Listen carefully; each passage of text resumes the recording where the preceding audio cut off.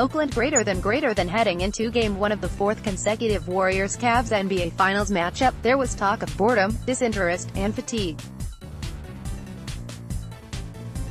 People were sick of the same two teams going at it for basketball's ultimate prize. So much so that there were tickets available at the Oracle Arena box office as the game tipped off. I doubt anyone is pushing that narrative after the Warriors' 124-114 overtime victory Thursday. Game 1 was thrilling, upsetting, exemplary, controversial and downright wacky. We saw the Warriors at their best and the Warriors at their most disengaged. Not even the finals could get this team to put forward a concerted, full 48-minute effort. We saw what looked like the end of Klay Thompson's season, as he twisted his knee in a nasty collision with J.R. Smith, only to see him come back into the game and score 24 points, most of them with a limp. We saw the greatest player of a generation, perhaps the greatest player in history, LeBron James, turn in one of the finest performances of his career, scoring 51 points, dragging the Cavs, almost single-handedly, to a victory. We saw Cleveland's enigmatic J.R. Smith pass up a game-winning, open layup in the final seconds of a tied game to dribble toward half-court and run out the clock, thinking the Cavs were up by at least 1 point. We saw the Warriors take advantage of that incredible blunder by outscoring the Cavs 17-7 in the overtime period. And then we saw the two fierce rivals push and shove each other in the final seconds of the game, with Tristan Thompson being ejected for a cheap shot foul on Shaun Livingston with 2.6 seconds remaining. In other words, Thursday's game was anything but boring. And make no mistake, the Warriors were lucky to escape Game 1 of the NBA Finals with a win. But at the same time, there's no doubt in my mind that the Warriors are far and away the better team in this series, and that will bear out over the next few games.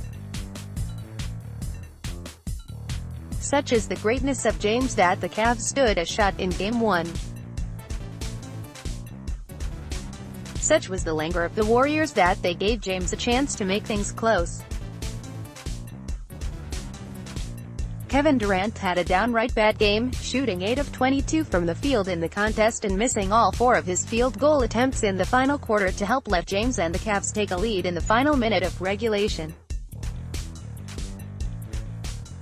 Advertisement that, paired with the Cavs' prodigious offensive rebounding, Cleveland had 19 on the night, Golden State had 4, the Warriors' average three-point shooting and James's exceptional performance made Game 1 interesting.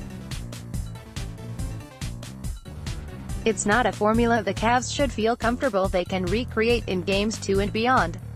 The conditions were perfect for Cleveland to steal a game.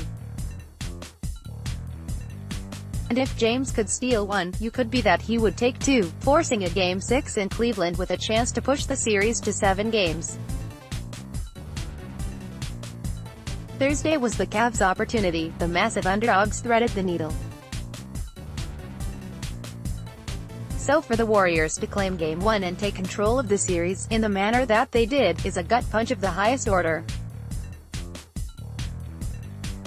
The Warriors will clean up the mess they created. They'll devise a plan to neutralize the Cavs' offensive rebounding and will devise a scheme that blends Durant isolation plays with the Stephen Curry-led motion offense. And you can bet after the scare of Game 1, they'll be engaged for Game 2. There's nothing the Warriors can do to stop James, but going into the series, they had conceded the fact that the King could score at will. We held back a lot of strategy tonight. We have so many things up our sleeve, Kerr said, his tongue firmly in his cheek. But the Warriors believed that James's teammates wouldn't be able to combine to score another 60. And against the Cavs' poorest defense, the Warriors felt extremely comfortable that they could score more than 110 points. The Cavs did, more or less, exactly what the Warriors were content with them doing. James scored his 50 and the other Cavs needed an overtime period to get more than 60. It was nearly uncanny how it happened. The Warriors simply couldn't find their offensive verve Thursday. They didn't uphold their end of the bargain. Still, they won. You have to feel bad for James. He deserved better than that. It was an all-time great individual performance done in by an all-time blunder. And now, the Cavs are playing from behind against a team they shouldn't have gotten a chance to take the lead against. What more could James have possibly done to win the game? Can he possibly do that again for 4, 5, 6 more games? As a basketball fan, it seems like such a waste, even if it would have only been a footnote in history. Alas, the Warriors certainly won't complain about their good fortune, and they're unlikely to squander it, either. So savor the entertainment now. Thursday's Game 1 might be as good as it gets.